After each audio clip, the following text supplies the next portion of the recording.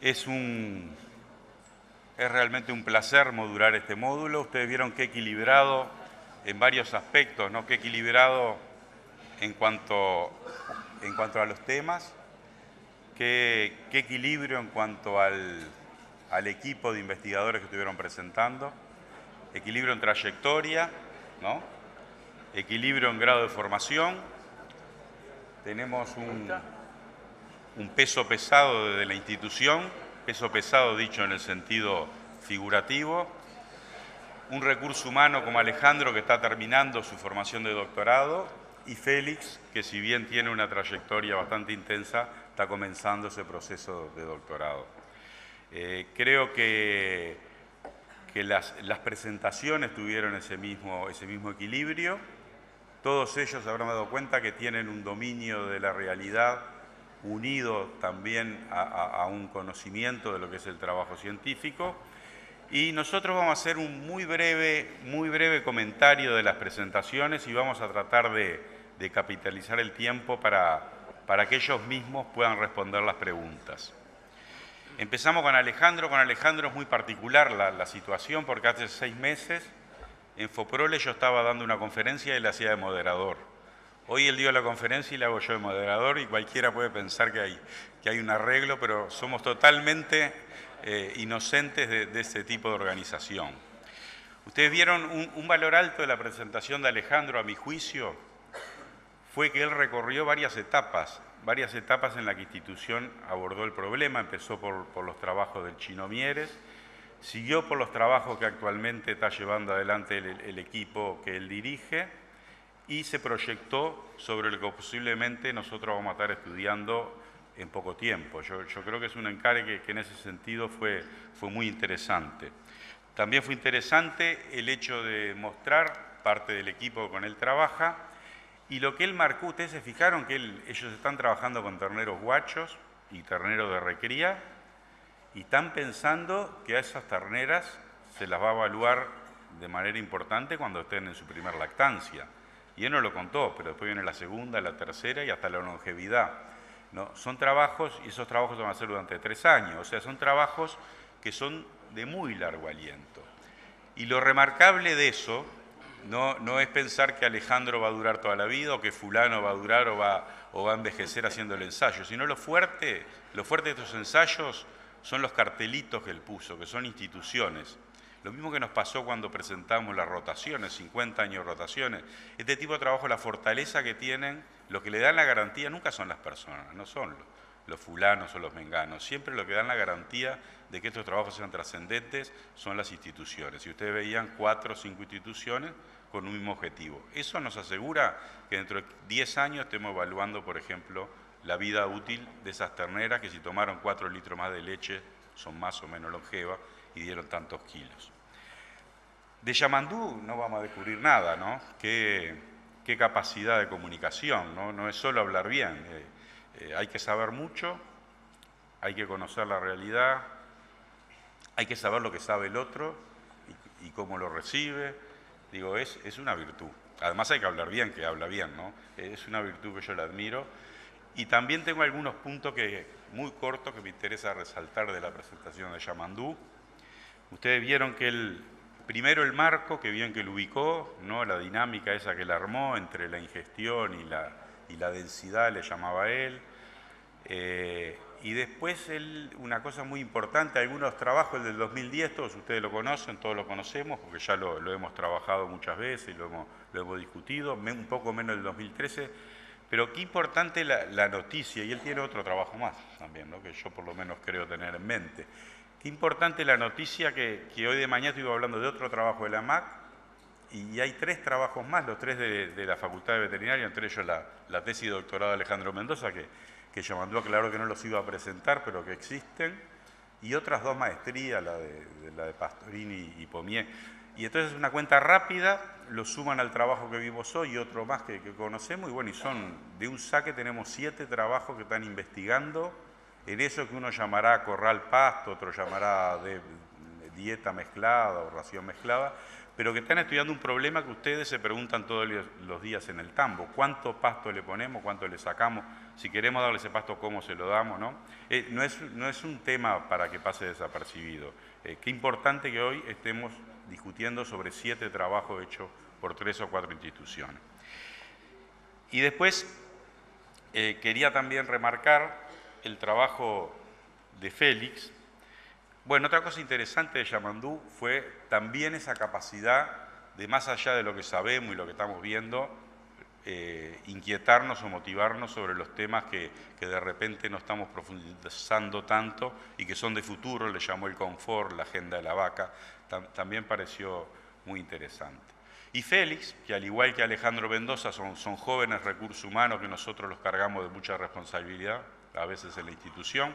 Alejandro tiene que dirigir el tambo y Félix tiene que dirigir uno de los convenios más ambiciosos que tiene la institución, ¿no?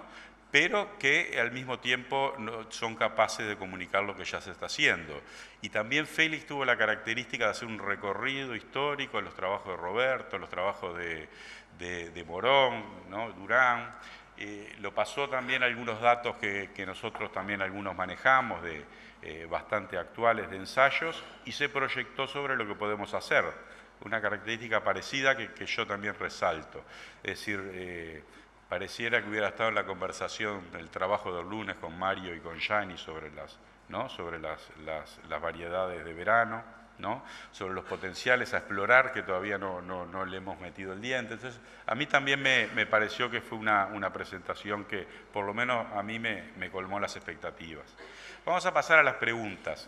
Vamos a tratar de ser muy estrictos por el tiempo, venimos muy bien y en principio buscaríamos que a las 4 estemos pasando al último bloque. Tenemos 2 preguntas para cada uno, vamos alternando. Le vamos a hacer una primera pregunta y luego pasamos al segundo disertante. La primera para Alejandro se refiere a la recría de vaquillonas. Y entonces una de las preguntas, uno de los temas es si es aconsejable suministrar la leche con antibióticos a las terneras en la guachera. Mirá, le hicieron una pregunta con un veterinario. Tuvo mucho tiempo con los veterinarios. Y si es posible que las terneras generen anticuerpos por los antibióticos. Yo no sé si está en condiciones de responderla, pero se la vamos a pasar igual. Hola, ¿se escucha? Sí, me afilio a lo último que acabas de decir. Realmente capaz que hubo alguna pequeña confusión. Es cierto que también doy clase en Facultad Veterinaria, pero todavía no me da para... mis conocimientos de inmunología son bastante reducidos, pero claramente todo el tema de uso de distintos tipos de aditivos, antibióticos que muchas veces se están incluyendo, incluso a nivel de ración iniciadora, no habría motivo para incluir antibióticos, probióticos, en fin, en la propia leche. Incluso nosotros conocemos, existe equipamiento que incluso ya viene previsto hoy en día. Básicamente me estoy refiriendo, por ejemplo, a lo que son amantradoras automáticas, en los cuales ya está incluido el compartimiento para dosificar lo que justamente, o sea, aditivos como lo que puede ser un antibiótico, como lo que puede ser otro probiótico. Creo que ahí va, más que el hecho de que si se pueda o no dar, el tema de resistencia lo dejo quizás para más adelante, pero en realidad yo daría un paso adelante, para atrás en realidad con la pregunta. Es un poco cuál es el motivo o sea, cuál es el interés que habría para incluir antibióticos en esa situación. O sea, cuál es la meta que nosotros estamos buscando alcanzar con determinado plan de recría. Si nosotros consideramos que esa meta, con la información de que disponemos, la podemos lograr sin necesariamente recurrir a la utilización de antibióticos, bueno, claramente siempre que los antibióticos entran en juego, siempre ese tipo de riesgos de resistencia pueden aparecer, aunque no más sea hasta por el tema de imagen que siempre implica utilizar este tipo de insumos. Pero, repito, partiría de la base de cuál es el motivo que haga necesario la inclusión de este tipo de aditivos para poder alcanzar las metas que que nosotros nos hemos planteado. Yendo después otro paso adelante en la pregunta, diría que está bueno plantearse quizás qué otro tipo de alternativas a los antibióticos uno podría eventualmente incluir en lo que son las dietas de los animales, básicamente en la guachera, pensando en incluirlo en lo que pueda ser la leche directamente o en otro, por ejemplo, lo que es ración. Y ahí también menciono, me consta que eso, un poco lo que hoy cerraba, de que hay otras instituciones que también están trabajando en lo que hace a la mejora de cómo estamos manejando la recría en nuestras condiciones.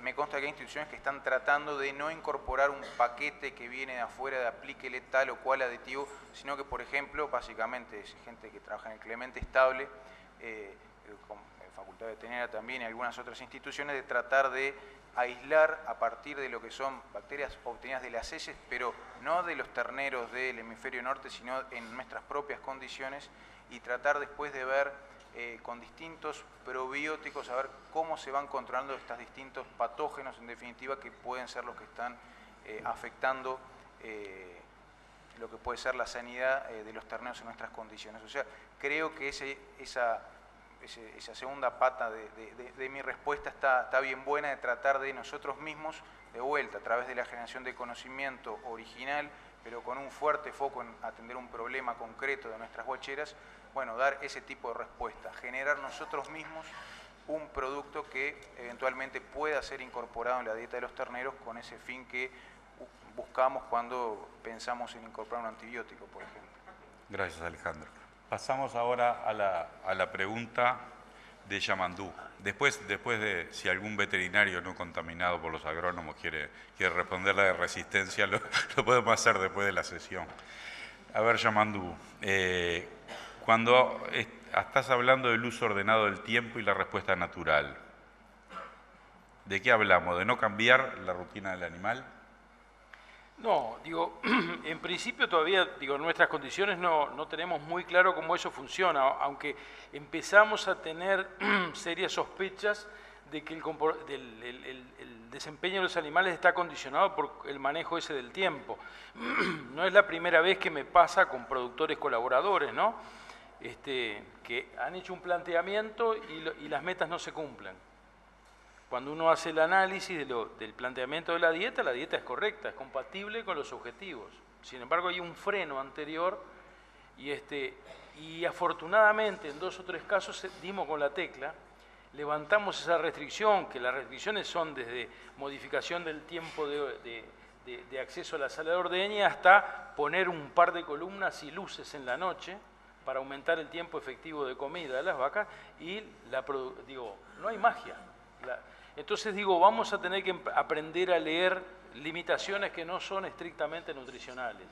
Entonces lo de la agenda de la vaca hoy por hoy es una sugerencia. Sospecho que los tiempos que dedica la vaca a las distintas actividades cuando la llevamos a demandas productivas tan altas son muy parecidos. Se deben repetir buenamente. Muy bien, gracias, Yamandú. Hacemos la de Félix. En rotaciones cortas aumenta la productividad. ¿Existe un análisis costo-beneficio con respecto a las largas, a la comparación con las largas? Para este trabajo en realidad no se realizó un análisis costo-beneficio, por eso parte de lo que yo remarcaba que la idea era mostrarles cuáles eran, por un lado, las áreas efectivas durante el año y por otro lado contrastar con las productividades para de cierta forma brindar la información y que cada productor hiciera su análisis costo-beneficio. En este trabajo no se hizo una relación costo-beneficio para la opción. ¿Y tu opinión? Bueno, en realidad creo que cualquiera de las dos opciones, de cualquiera de las dos rotaciones, es válida de acuerdo al sistema de producción. Me parece que desde un punto de vista más conceptual deberíamos ir un poco a lo que es un aumento en la perennización de pasturas, dado los valores que veíamos anteriores en el aumento de las forrajeras anuales. Creo que existe lugar para aumentar el área de pasturas perennes, irnos más hacia rotaciones más largas. manteniendo aquellas áreas de rotaciones un poco más cortas. Parece que es un poco la mirada que me gustaría darle. Muy bien, gracias. Pasamos a la primera de nuevo. También a Alejandro Mendoza, era con respecto a, sí, no la estamos viendo en pantalla la anterior, pero era con respecto hacia la alimentación suplementaria en las terneros guachos, tenía alguna influencia en el desarrollo de la glándula mamaria y la producción futura de leche. Bueno, sí, eso para empezar justamente es lo que vamos a tratar de evaluar nosotros en este experimento. Créanme que son muy poquitos, en realidad los trabajos y entenderán por qué, que han tratado de evaluar el impacto de intervenir nutricionalmente en un periodo tan corto como 2 meses, para evaluar 3 años después lo que es la producción de los animales. En una estación experimental, y hablo con propiedad, implica inmovilizar 40 terneras que no pueden entrar en ningún otro experimento, que tienen que estar siempre manejadas de la misma forma, y en ese sentido eso explica por qué tan pocos trabajos han apuntado a evaluar este tipo de cosas. Menos aún son aquellos que han tratado que cuando encuentran algún efecto positivo, simultáneamente trataron de identificar algo a algún nivel que pueda explicar esa mayor respuesta. Creo que hay un solo trabajo que ha tratado de evaluar toda la película completa y la explicación que están encontrando de una mejor productividad en la primera lactancia a consecuencia de haber alimentado mejor a los animales en la crianza, es decir, por casi un 40% de mayor crecimiento del parénquima mamario en ese periodo de 60 días. Realmente hay que ver a qué nivel ocurre, pero en ese periodo esa glándula mamaria, que en realidad mide 2 centímetros, poca cosa, parece ser, sin embargo, que es muy receptiva a una mejora en el plano de alimentación de los animales. Nosotros en este experimento que estamos haciendo no lo estamos midiendo, que sería básicamente a través, por ejemplo, de una biopsia en la glándula mamaria de estas vaquillonas, que es muy pequeña, pero tenemos previsto ahí también en colaboración, por ejemplo, con gente de agronomía, con Mariana Carrequiri, de esos animales, una vez que empiecen a producir, que comience la lactancia, quizás sí ahí intervenir y hacer algún tipo de análisis detallado a nivel de glándula mamaria para ver, bueno, si produjeron más, ¿es porque esa glándula mamaria estuvo mejor desarrollada? Si estuvo mejor desarrollada y produjeron más leche, la explicación va a haber que dársela a esa mejora en la alimentación que le dimos en la etapa de crianza. Pero si hubo una mejora, repito y termino la respuesta, a nivel mamario en esa etapa temprana de la vida del animal, probablemente esa diferencia se siga manteniendo una vez que el animal empieza a producir leche. Y bueno, creo que va un poco por ahí la explicación de por qué podría haber un beneficio a nivel de una mayor productividad en las Muchas vacas. gracias. Hay una explicación adicional de por qué no hace la biopsia este año, porque este año él es el director del tambo de lechería y le toca hacer el ensayo en la estanzuela. El año que viene toca en la Facultad de Veterinaria, entonces ahí está dispuesto a hacerle biopsia a las terneras y sacarle la ubre y todo eso, pero bueno, ese es un detalle interno. A ver, Yamandú, luego de esa alimentación, que ahí hay alguna diferencia con otros trabajos, de esa alimentación diferencial en la primera lactancia, ¿no? Que da la sensación que a medida que pasan al régimen común para los 3 tratamientos, se igualan las producciones. Entonces dice, ¿se puede lograr un efecto residual significativo hasta el fin de la lactancia? Digo, a nosotros la información... ¿O de qué depende? Sí. Yo agrego una cosa, que hay un detalle que no es menor y es los niveles de producción también que tenían esas vacas. Claro, ¿no? los niveles de producción y probablemente estamos manejando el N correcto de animales, entonces al final uno logra con diferencias pequeñas establecer que sí, que la diferencia es de validez estadística.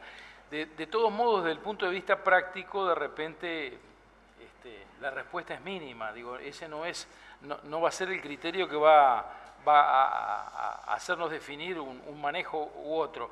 Digo, entiendan que en realidad hay una demanda experimental. Nosotros teníamos el cuestionamiento ese de, bueno, si yo realmente, digo, todo indica que si yo manejo o intervengo preferentemente en la lactancia temprana, modifico la lactancia completa. Bueno, ¿es cierto? ¿No es cierto? Entonces hay veces que hay que hacer el planteamiento ese, bueno, no diferencia después del periodo diferencial de alimentación para ver si la residualidad es tal, es lo que decimos. Pero digo, es casi que una demanda experimental específica, sí. No tiene sentido práctico. Muy bien, muchas gracias. Estamos con el tiempo para hacer la última pregunta, Félix. Un manejo bastante bueno de los recursos. Dice, ¿cuáles son las limitantes para que nuestras pasturas produzcan más kilos de materia seca por hectárea y tengan a su vez mayor persistencia en nuestro sistema de producción? ¿Serán las limitantes principales? Sí, sí, sin duda. Como les mostraba ahí en uno de los últimos cuadros, creo que las limitantes pueden ser muchas. Va a depender muchísimo de en qué nivel de producción estemos. Creo que hay un camino a recorrer importante desde el punto de vista de ajustar todo lo que son prácticas de manejo, pero no solamente de manejo de pastoreo, sino prácticas de manejo desde el momento de la siembra, desde el momento de seleccionar el sitio, desde el momento en cual definimos cuál va a ser nuestro manejo de fertilización, cuál va a ser nuestra mezcla para la pastura, cuál va a ser la densidad de siembra. Creo que hay un camino grande a recorrer y como decía en uno de los slides, lo importante es definir desde un principio todas esas cosas, tratando de estandarizar mucho para tratar de apuntar a una producción alta, si bien muchas veces capaz que no la podemos conseguir o podemos estar por encima incluso, pero quiero remarcar la importancia de estandarizar. Tenemos un camino grande para recorrer, creo que hay una brecha interesante entre lo que es los datos de producción que se obtienen y los promedios que se obtienen a nivel nacional, y ahí el trabajo a realizar es en la multiplicidad de factores que discutía hoy en la presentación. Muchas gracias. Bueno, les agradecemos además el manejo profesional del tiempo. Creo que nos pasamos 20 segundos de lo que estaba previsto, pero sobre todo el esfuerzo, el contenido y bueno, y a todos ustedes la atención. Gracias.